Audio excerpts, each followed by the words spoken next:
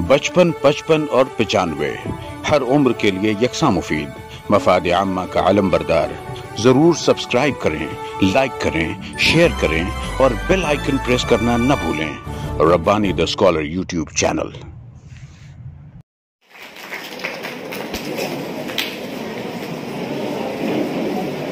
अब मैं शकील अहमद शाहीन साहब को आवाज देता हूँ कि वो आए और अपने इजहार ख्याल पेश करें।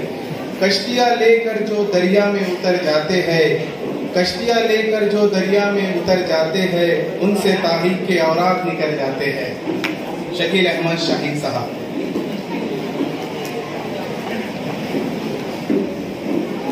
आज की तकरीब के सदर मोहतरम,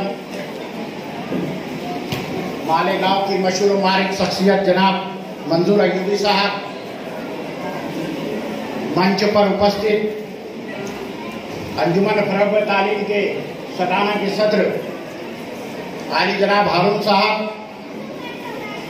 मेरे साथ आए हुए मेरे बिरादर भाई असलम मास्टर, निहाल अहमद, बसारत गुरुजी, अब्दुल वहाब साहब, अशफाक हुसैन कैसर मास्टर, दोस्तों और साथियों, आज का दिन बड़ा मुबारक दिन है कि इस मौके पर मेरे भतीजे इम्तियाज हुसैन कैसर मास्टर का विदाइया प्रोग्राम हो रहा है। 31 साल की तालीमी खिदमत से वो सुबुकदोश हो रहे हैं। मैं उन्हें पुरखुलूस मुबारकबाद पेश करता हूं। यहाँ पर जितने भी मुकर्रिरीन ने अपने ख्यालात का इजहार किया,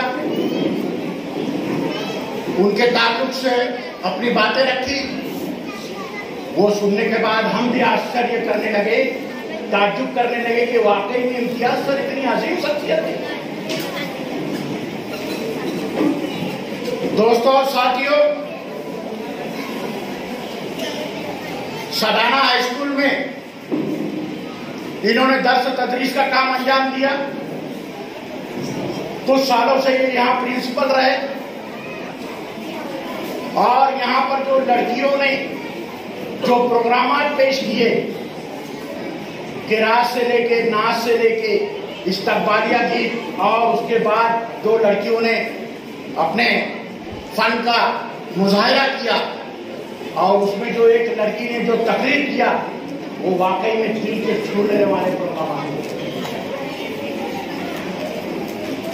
और इतने अच्छे तरीके से इतनी अच्छी तालीम और तरबियत शायद के मेरे इंग्लिश उर्दू हाई स्कूल धुरिया में भी नहीं दी जाती, जितनी अच्छी तालीम और तरबियत सदाना के साथ।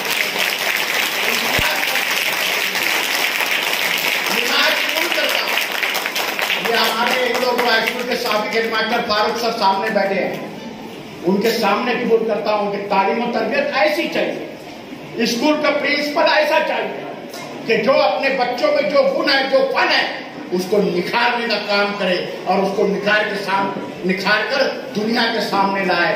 इस तरह का काम हमारे इम्तियाज सर साहब ने किया। मैं उनकी खिदमत को सलाम करता हूं। जनाब वाला, हिंदुस्तान में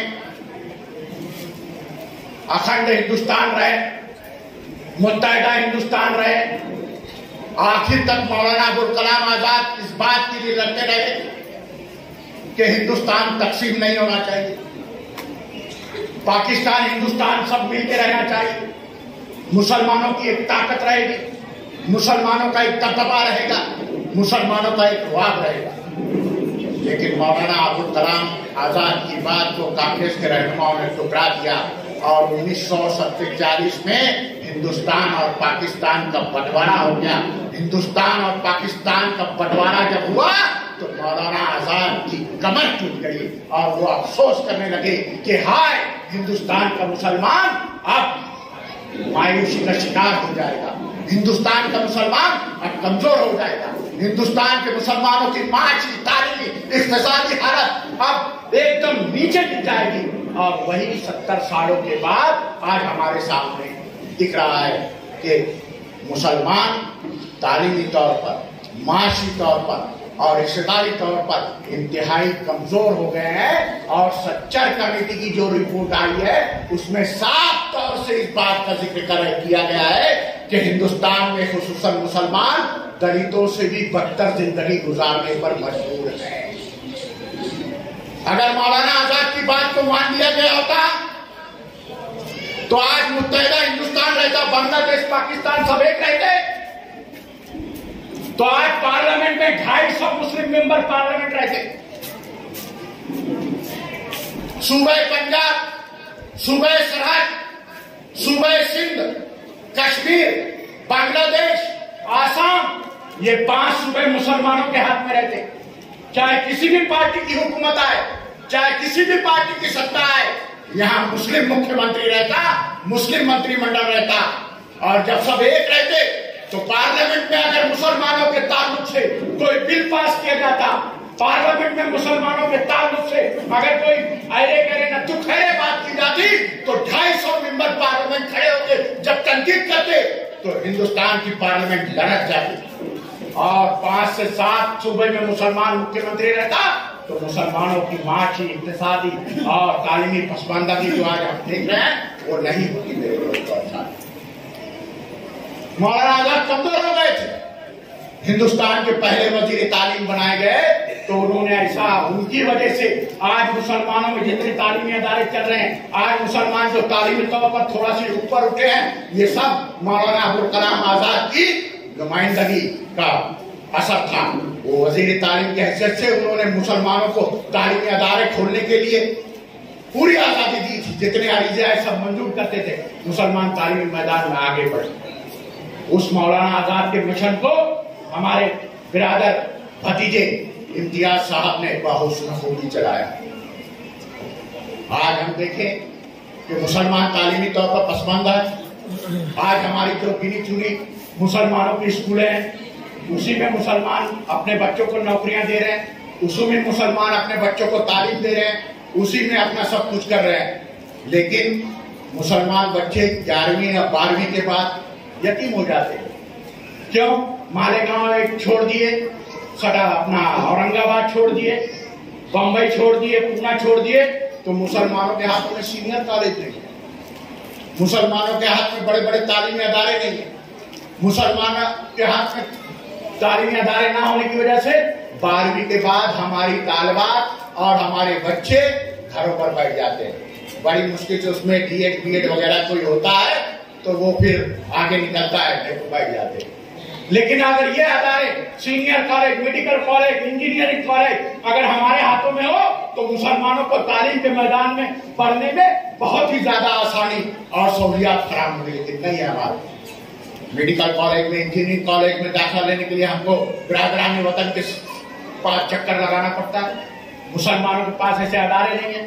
दोस्तों और साथियों, इस बात को मद्देनजर रखते हुए तालीम पर हमको तवज्जो देना है। हम 11वीं 12वीं तक हमारी लड़कियां जाती है, लेकिन उनको ऐसा निखारो, ऐसी तालीम और तरबियत दो, इखलाकियात की, अदब की, कि अगर वो अपने ससुराल में गए या तुलबा हो तो अगर वो तालीम मैदान में आगे बढ़ना चाहते हैं तो उनको कोई रोक ना सके। ऐसी तालीम और तरबियत बागलान उर्दू हाई स्कूल में इम्तियाज सर ने तुलबा तालिबात को दी है। वो आज हमने बखूबी सबके सामने देखा है, इसलिए मैं उनको मुबारकबाद पेश करता हूँ। दोस्तों और साथियों, पाकिस्तान के एक रिटायर्ड पुलिस कमिश्नर थे, उनका नाम अशफाक अहमद था। वो बताते हैं कि मैं पहले टीचर के फराइज भी वो अंजाम दिए।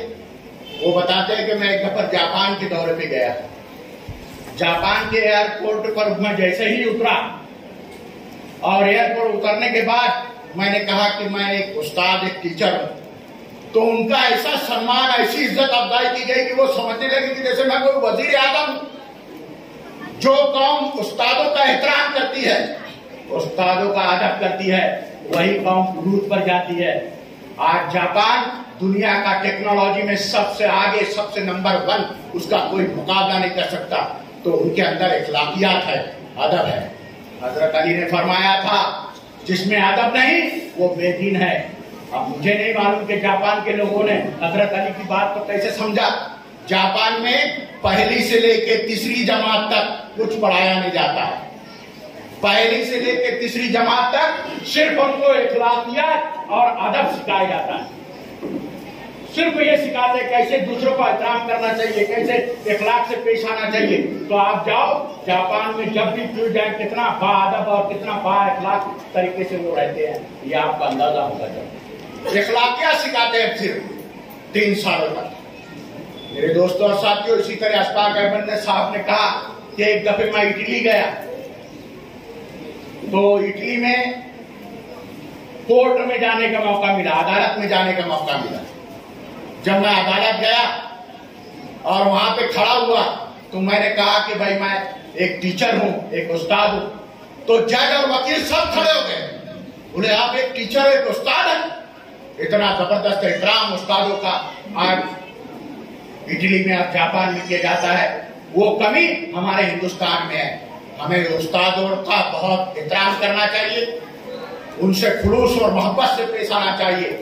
और जिस तरह की इम्तियाज साहब की जिंदगी के बारे में जिन लोगों ने अपने ख्यालात का इज़हार किया, उससे पता चलता है कि इम्तियाज सर ने अपने पेशे का पूरी ईमानदारी के साथ फर्ज निभाया है।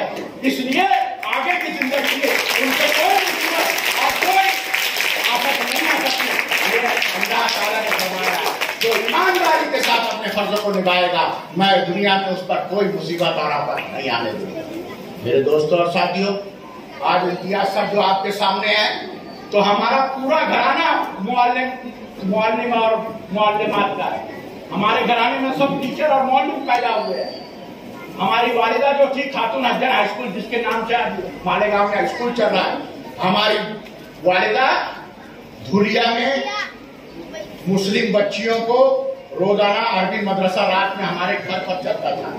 और हमारे मुस्लिम बच्चे, मोहल्ले की सब बच्चियां वहां आती थी और कुरान शरीफ उसको पढ़ाती थी और सिखाती थी। यानी मच्छी बाजार, मौलवीगंज और कसाब बाड़ा में आज भी जितनी बूढ़ी मुस्लिम औरतें होंगी वो सब बताएंगी कि हमने कुरान मिस्राइन से सीखा है। मिस्राइन मतलब मेरे अब्बा मिस्त्री थे। अब मेरे अब्बा शफीउल्लाह मिस्त्री थे तो मेरी अम्मा को सब मिस्राइन बोलते थे। तो आज भी तो मुअल्लिम का काम मेरी वालिदा ने किया और मेरी वालिदा का सबको दुआ है।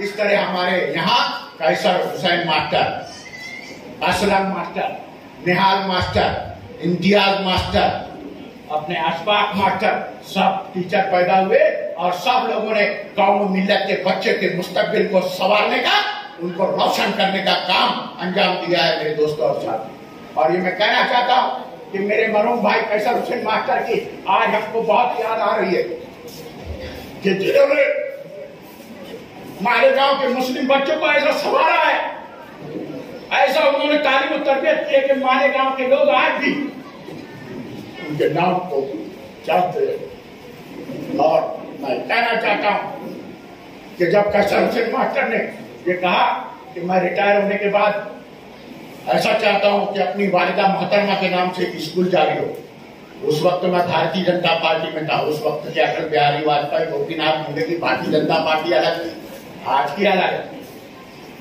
तो मैं भारतीय जनता पार्टी में था, गोपीनाथ राव मुंडे उप मुख्यमंत्री थे। दोस्तों साथियों, पूरे महाराष्ट्र में ऐसी मिसाल नहीं मिलेगी कि हमने स्कूल रजिस्टर करवाया लेकिन स्कूल की जमीन नहीं, स्कूल की इमारत नहीं, कुछ ना होते हुए भी गोपीनाथ राव मुंडे ने मेरे कहने पर with grant Khatoon Afzal school को मंजूरी दी। मेरे दोस्तों और साथियों, मैं तो पहले सरकारी अफसरान आते हैं, तुम्हारी जमीन कहाँ है, तुम्हारी इमारत कहाँ है, जितने बच्चे तुम्हारे यहाँ तालीम हासिल करते हैं, ये सब इंक्वायरी करने के बाद स्कूल को मंजूरी मिलती है। लेकिन विथ ग्रांट, बगैर जमीन बगैर इमारत के खातून अफजल स्कूल को मंजूरी मिले। आज इम्तियाज सर की सरबराही में, हमारी शहनाज मैडम की निगरानी में, हमारे अशफाक सर के अशफाक की निगरानी में, हमारे एजाज सर, हमारे जहीर भाई जो सब मेरे भतीजे हैं, वो ऐसी रेख देख करते हैं उस स्कूल में कि आज खातून अफजल स्कूल में 1200 तालिबात तालीम हासिल करते हैं। तो उनको तालीम और तरबियत ऐसी दी जा रही है कि मालेगांव के और भी अदारों में इतनी निगरानी के साथ तालीम और तरबियत नहीं दी जा रही है। मेरे दोस्तों और साथियों, डॉक्टर जाकिर हुसैन साहब का नाम आप जानते होंगे। वह हिंदुस्तान के सदर जमहूरिया राष्ट्रपति थे। जब राष्ट्रपति थे, सदर जमहूरिया थे, वो बिहार गए दौरे पर। तो बिहार के चंद मुसलमान उनको मुलाकात के लिए और उनसे कहा कि अगर हमारे कॉलेज में चलिए, हमारे स्कूल में चलिए, मुआयना कीजिए। डॉक्टर जाकिर हुसैन जब उनके तालीमी उसमें गए तो बोले, देखो सर कितनी शानदार कंक्रीट की इमारत है, देखो सर 1200-1000 से भी ज्यादा से बहुत बर्बाद कर रहे हैं, सर देखो हमारी इमारत कितनी शानदार है। तो डॉक्टर जाकिर हुसैन ने कहा कि शानदार इमारत मत बताओ मुझे, उस इमारत के कंक्रीट के अंदर मेरी मिल्लत के गांव में बच्चों पर कितनी मेहनत की जा रही है, ये बताओ मेरे को। कंक्रीट की इमारत मैंने बहुत देखी, सैकड़ों देखी, लेकिन उस कंक्रीट की इमारत में गांव में मिल्लत की बच्चियों पर, गांव में मिल्लत की तालीम और तरबियत पर कितना तवज्जो दी जा रही है, ये मेरे को बताओ। तो सब खामोश। इसी तरह आज सटाना की बागलन उर्दू हाई स्कूल में और मालेगांव की खातून हज्जन स्कूल हाई स्कूल में इम्तियाज सर ने जो तालीमी खिदमत अंजाम दी है, उसका बकौल जाकिर हुसैन कि वो खातून हज्जन हाई स्कूल पतरे की है और यहाँ बागलन हाई स्कूल में तुलबा पढ़ रहे हैं, लेकिन कंक्रीट काम गांव और मिल्लत के बच्चों पर किया जा रहा है, गांव और मिल्लत की तरबियत पर किया जा रहा है। इसके लिए मैं एक मर्तबा फिर इम्तियाज सर को पुरखुलूस मुबारकबाद पेश करता हूँ। और हारून भाई साहब ने, सैयद फारूक साहब ने इम्तियाज सर को अपने यहाँ तालीम और तरबियत के लिए जो आजादाना माहौल फराहम किया, उसके लिए मैं आपका शुक्रगुजार हूँ। इसी तरह आज के सदर डॉक्टर मंजूर अजहरी का भी मैं शुक्रगुजार हूँ।